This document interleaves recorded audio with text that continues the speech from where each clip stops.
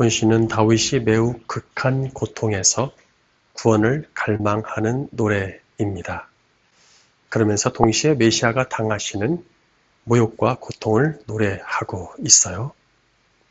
1절에서 2절에 사람이 배 밑창에 갇혀 있는데 물이 들어와서 물이 목까지 차 있는 상태를 상상해 보십시오.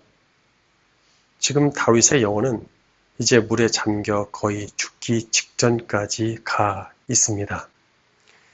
자, 이렇게 거의 죽기 직전에 누군가의 손길이 없으면 그냥 죽을 수밖에 없는 그런 상태를 많이 노래하잖아요. 그런데 특이한 점은 사실 물에 빠져 죽는 것 외에도 더 긴박하고 더 무서운 상황들이 있거든요. 물도 무섭지만 불도 무섭잖아요. 불이 나를 태워가지고 내가 다 꼬슬려 죽게 됐다. 이런 표현을 할 수도 있습니다.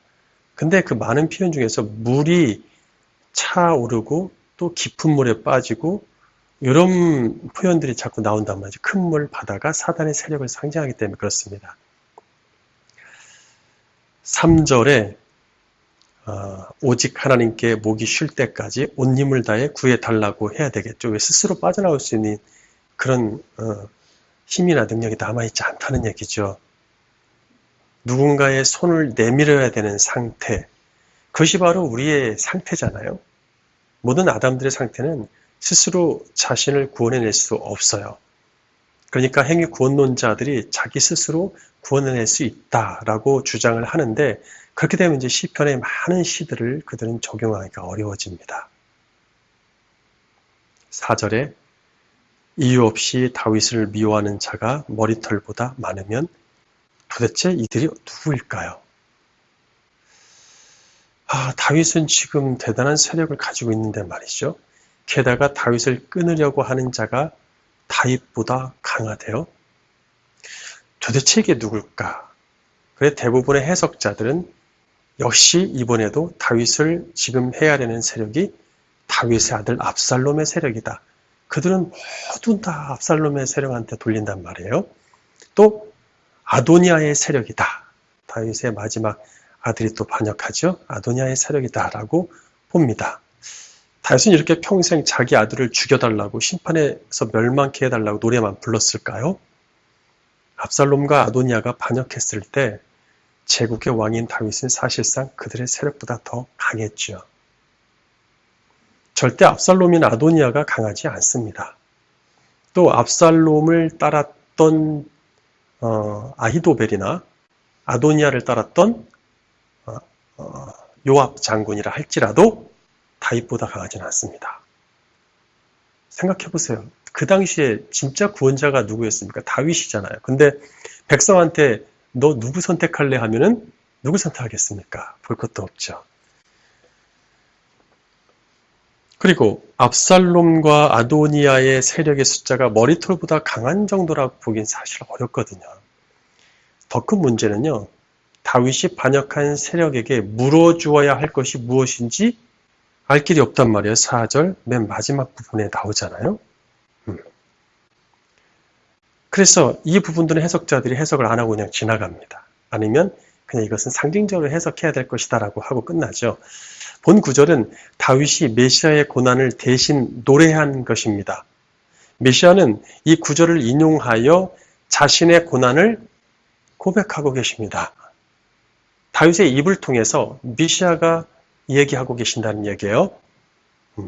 그래서 예수님은 이렇게 고백하신 것이 몇백 년 지나서 당신에게서 성취되었다고 이야기하시죠.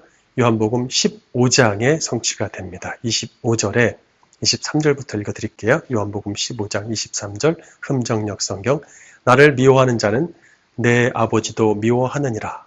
내가 아무도 행하지 못한 일들을 그들 가운데서 행하지 아니하였더라면, 여기서 아무도 행하지 못할 일은 메시아만 행할 수 있는 일이죠. 메시아의 징표를 얘기합니다. 이것을 행하지 않고 그분이 오시지 않고 그분이 행하지 않았더라면 사실 문제가 없었죠. 예, 유대인들이 악인이며 뱀의 자식들이라는 게 드러날 필요가 없었죠. 그렇게 행하지 않았더라면 그들에게 죄가 없었으려니와 지금은 그들이 나와 내 아버지를 다 보았고, 아버지를 보면, 자신을 보면 아버지를 본 거죠. 다 보았고, 이미 다 입증되고, 그분은 빛으로 오셔서 그들의 죄를 다 드러내시죠. 보았고, 또 미워하였느니라.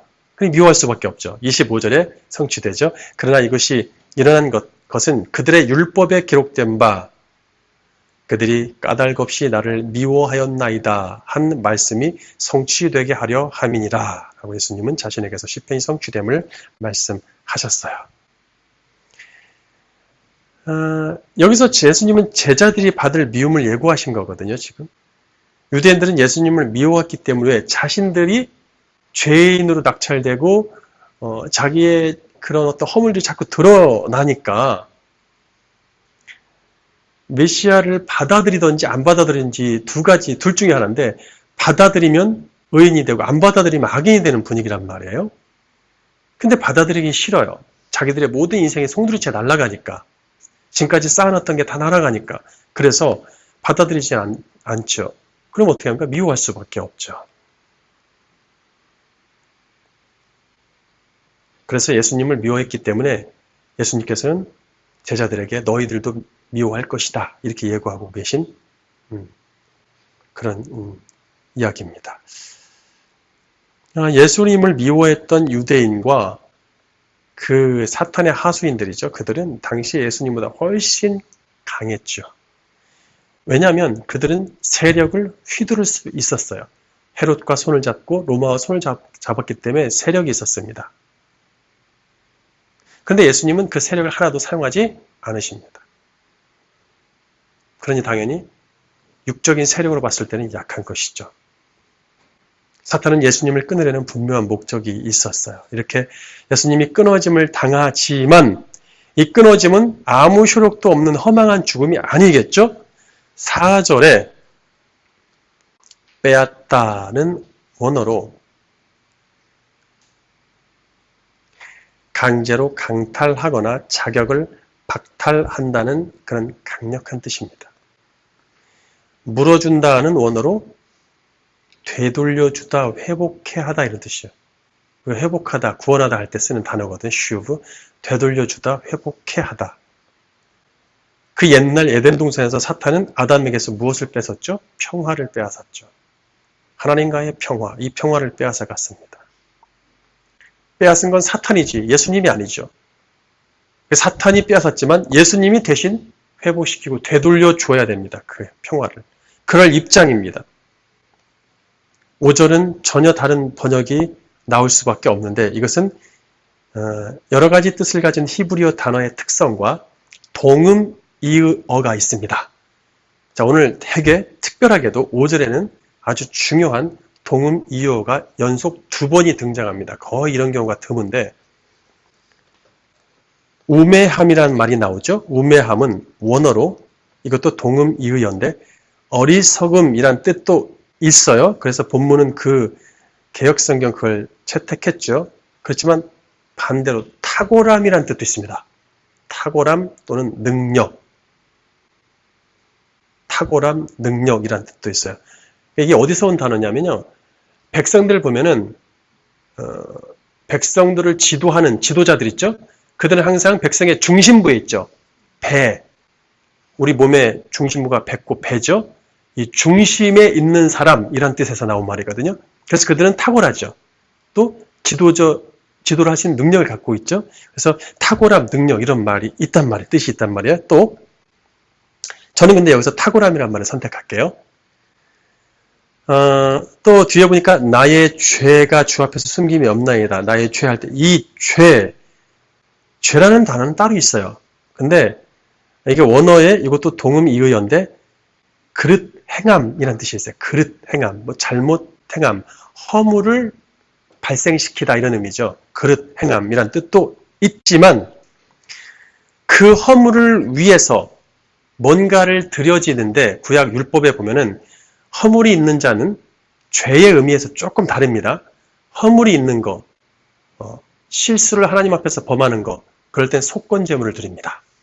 속죄제가 아니라 속건제입니다. 그래서 그 허물을 위한 속건제를 드림이라는 뜻이 있습니다.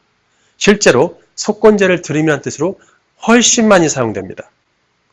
저는 여기서 죄라는 뜻으로 선택하지 않고 속건제를 드림이라는 뜻으로 선택을 하겠습니다. 이렇게 해서 5절을 다시 번역하면 이렇게 됩니다. 하나님이여, 주는 나의 탁월함을 아시오니, 다시요. 하나님이여, 주는 나의 탁월함을 아시오니 나의 속건제 드림이 주 앞에서 숨겨지지 않았습니다. 나의 속건제 드림이 주 앞에서 숨겨지지 않았습니다.